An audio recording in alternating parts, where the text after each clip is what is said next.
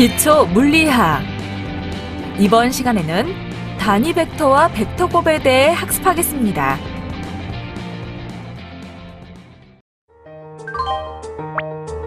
변이와 속도, 가속도 등과 같은 물리량인 벡터량은 더하거나 곱할 수도 있는데요. 그렇다면 물리량인 벡터량을 어떻게 더하고 곱할 수 있을까요? 벡터량을 더하고 곱하기 위해서는 벡터의 성분과 이를 표시하는 법을 알아야 합니다. 그럼 지금부터 벡터의 표시법을 살펴보고 벡터의 합, 그리고 스칼라 곱과 벡터 곱에 대해서도 알아보도록 합시다. 여러분 안녕하세요. 여러분과 함께 기초 물리학을 학습할 김대중입니다. 이번 시간의 학습 내용은 벡터의 표시법, 벡터의 합, 그리고 스칼라 곱과 벡터 곱입니다. 여러분은 이번 학습을 마치고 나면 벡터의 표시법을 설명할 수 있고 단위 벡터를 설명할 수 있을 것입니다. 아울러 스칼라 곱과 벡터 곱에 대해서도 설명할 수 있습니다. 그럼 지금부터 학습을 시작하도록 하겠습니다. 벡터의 표시법.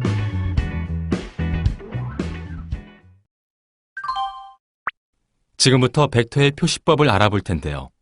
그에 앞서 유의할 점이 있습니다. 즉, 벡터 덧셈의 그래프를 활용하는 것은 정밀도가 요구되거나 3차원 문제를 다루는 경우에 있어서는 적합하지 않다는 것인데요. 따라서 직교 좌표계의 각각의 좌표축에 벡터를 투영하여 벡터 덧셈을 하는 방법을 살펴보겠습니다. 벡터의 각 좌표축에 대한 투영을 그 벡터의 성분 또는 직교 성분이라고 하는데요. 모든 벡터는 이러한 성분으로 완벽하게 기술할 수 있습니다. 자, 평면상에 놓인 벡터 A를 고려해 봅시다. 그림 A와 같이 벡터는 플러스 X축과 세타의 각도를 이루고 있습니다. 이 벡터 A는 X축의 평행한 성분 벡터 AX와 Y축의 평행한 성분 벡터 AY의 두 벡터 합으로 표시될 수 있는데요. 그림 B에서 세 벡터는 직각 삼각형을 이루고 있으며 벡터 A는 벡터 AX 플러스 벡터 AY임을 알 수 있습니다. 이들 성분 벡터의 크기는 벡터 표시가 없는 볼드체가 아닌 AX와 AY로 나타냅니다. 여기서 성분 AX는 X축에 대한 벡터 A의 투영이고 성분 AY는 Y축에 대한 벡터 A의 투영입니다. 이 성분은 양이나 음이 될 수 있는데요. 만약 성분 벡터 AX의 방향이 플러스 X축이면 성분 AX는 양이고 AX의 방향이 마이너스 X축을 가리키고 있다면 성분 AX는 음입니다. 이는 성분 벡터 AY에 대해서도 동일합니다. 그리고 다음 그림과 삼각함수의 정의로부터 코사인 세타는 A분의 AX와 사인 세타는 A분의 AY임을 알 수 있으며 이때 벡터 A의 성분들은 A 코사인 세타인 AX와 A 사인 세타인 AY입니다. 이 성분들은 두 변이 직교하는 직각 삼각형을 이루며 다른 한 변의 크기는 빗변 A입니다.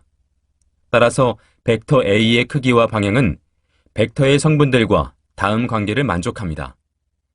이때 주의할 것은 성분 AX와 AY의 부호는 각 세타에 따라 결정된다는 점입니다. 다음 그림은 벡터 A가 각 사분면에 놓여 있을 때 성분들의 부호를 요약한 것입니다. 이렇게 벡터 A 성분의 기호는 벡터가 위치하는 사분면과 관련이 있는데요. 따라서 문제풀이를 할 때 벡터 A를 설명하려면 각 성분 AX와 AY를 알든지 또는 크기 A와 방향 세타를 알아야 합니다. 그럼 모든 물리 문제에서 벡터를 XY 성분으로 분해한다고 가정해 봅시다. 많은 응용에서 수평과 수직은 아니지만 벡터를 서로 수직인 좌표축을 갖는 좌표계에서 성분들로 표현하는 것이 편리합니다. 예를 들어 경사면을 따라 미끄러지는 물체를 생각해 볼까요? 이때 축을 경사면으로 하고 축을 경사면에 수직이 되게 잡는 게 편리하다는 것입니다. 이번에는 단위 벡터에 대해 알아보겠습니다. 단위 벡터는 벡터량을 표시하는데 종종 이용되며 차원이 없고 크기가 1인 벡터입니다.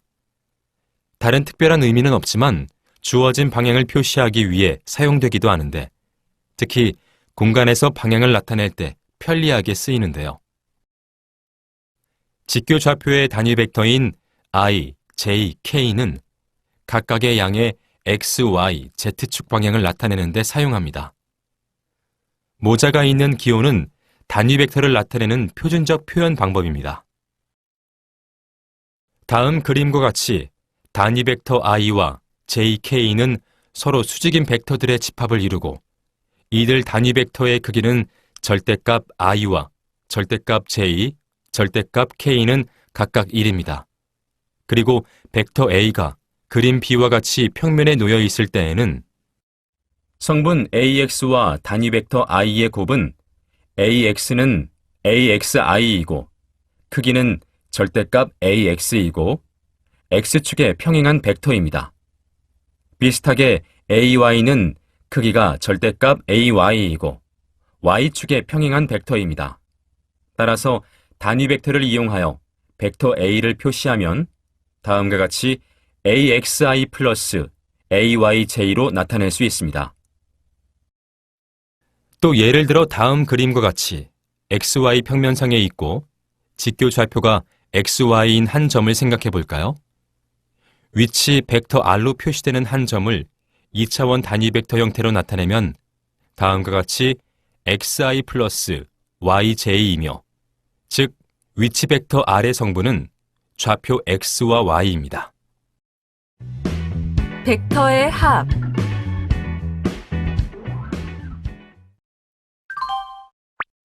이번에는 벡터의 합에 대해 알아보겠습니다.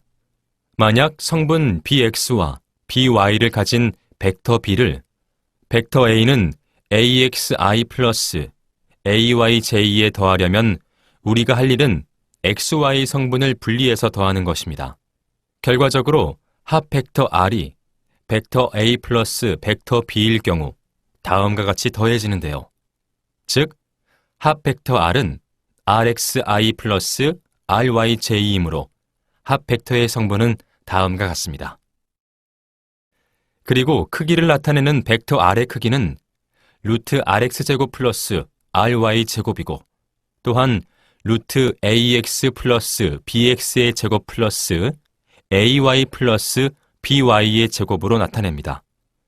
반면에 x축에 대한 각도는 방향을 나타내는 탄젠트 세타로서 rx분의 ry이고 또한 ax 플러스 bx분의 ay 플러스 by로 나타낼 수 있습니다.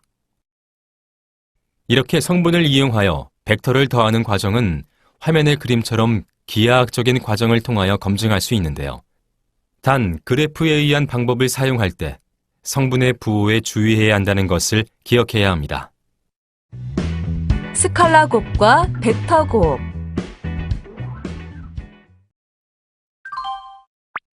두 개의 벡터가 조합을 이루는 경우에 두 벡터의 스칼라 곱이라는 간편한 수학적 도구를 사용하면 도움이 됩니다. 벡터 A와 B의 스칼라 곱은 벡터 A 도트 벡터 B로 쓰기로 하겠습니다. 이때 도트 부호를 사용하므로 도트 곱이라고도 합니다. 일반적으로 임의의 두 섹터 A와 B의 스칼라 곱은 두 벡터의 크기와 두 벡터 사이각 세타의 코사인의 곱으로 주어지는 스칼라량으로 다음과 같이 벡터 A 도트 벡터 B는 AB 코사인 세트로 표기할 수 있습니다. 그리고 벡터 A와 B는 동일한 단위일 필요가 없는데 이것은 어떠한 곱셈의 경우와도 동일합니다. 다음 그림을 통해 벡터 A 도트 벡터 B의 스칼라 곱을 좀 더 자세하게 살펴보도록 할까요? 그림에는 스칼라 곱을 정의할 때 사용된 두 벡터 A와 B 그리고 그 사이각 세타가 표시되어 있습니다. 여기서 벡터 A 도트 벡터 B는 벡터 A에 대한 벡터 B의 투영이므로 벡터 A 도트 벡터 B는 벡터 A의 크기와 AB 코사인 세타, 즉 벡터 A에 대한 벡터 B의 투영을 곱한 것입니다. 그리고 벡터 A 도트 벡터 B가 벡터 B의 크기와 벡터 A에 대한 벡터 A의 투영을 곱한 것이라고 해도 같은 결과로 나타납니다.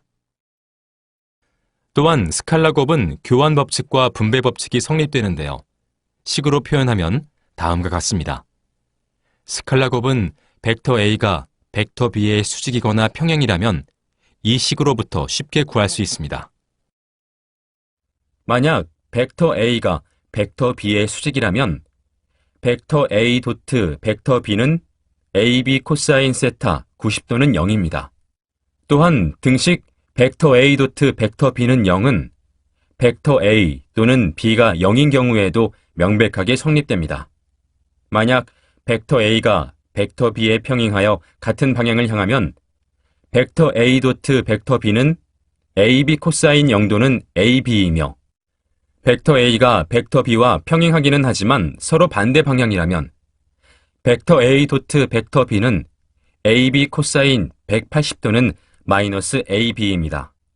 그리고 스칼라 곱은 세타가 90도보다 크고 180도보다 작거나 같을 때일 때 음입니다. 이제 벡터 곱이라 하는 수학적 연산의 정의를 살펴보겠습니다. 벡터 곱이란 어떤 벡터 A와 벡터 B가 있다면 벡터 곱 A 곱하기 B는 크기가 AB 사인 세타인 제3의 벡터 C로 정의됩니다. 즉, 벡터 C가 벡터 곱 A 곱하기 B라면 벡터 C의 크기는 AB 사인 세타인 것입니다. 그리고 AB 사인 세타는 다음 그림에 나타낸 것처럼 벡터 A와 벡터 B가 만드는 평행사변형의 면적과 같습니다. 또한 벡터 C의 방향은 벡터 A와 벡터 B가 만드는 평면의 수직인데 이 방향을 결정하는 가장 좋은 방법은 오른손 법칙을 사용하는 것입니다. 예를 들어 오른손의 네 손가락을 벡터 A로 향하게 한 뒤 각 세타를 지나 벡터 B를 향하여 감아줘야 하죠. 이때 바로 선 엄지손가락의 방향이 벡터 A 곱하기 벡터 B는 벡터 C의 방향입니다. 이 경우 기호 때문에 벡터 A 곱하기 벡터 B는 종종 벡터 A 크로스 벡터 B라고 읽으므로 벡터 곱이라고도 합니다. 그럼 벡터 곱의 몇 가지 성질을 살펴보겠습니다. 우선 스칼라 곱과 달리 벡터 곱에서는 두 벡터를 곱하는 순서가 중요합니다. 그러므로 벡터 곱에서 벡터의 순서를 바꾸면 반드시 부호도 바꾸어야 합니다. 그리고 오른손 법칙을 이용하면 이 관계를 쉽게 확인해 볼 수 있습니다. 만약 벡터 A와 벡터 B가 평행하면 세타는 0도이거나 또는 세타가 180도이므로 벡터 A 크로스 벡터 B는 0이 되고요. 만약 벡터 A와 벡터 B가 수직이면 세타는 90도이므로 절대값 A 크로스 B는 AB가 됩니다. 또 다음 그림과 같은 직교좌표계의 단위 벡터 I, J, K가 다음의 관계식을 갖습니다.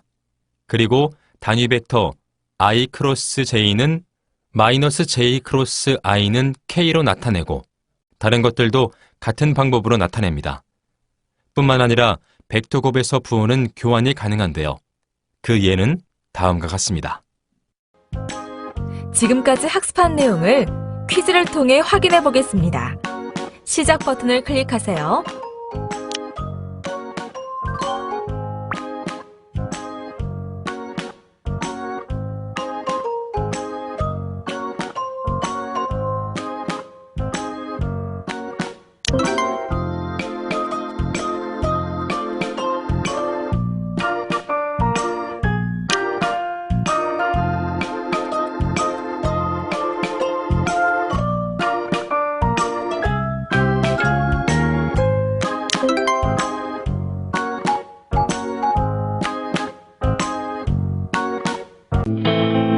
지금까지 학습한 내용을 정리해 보겠습니다.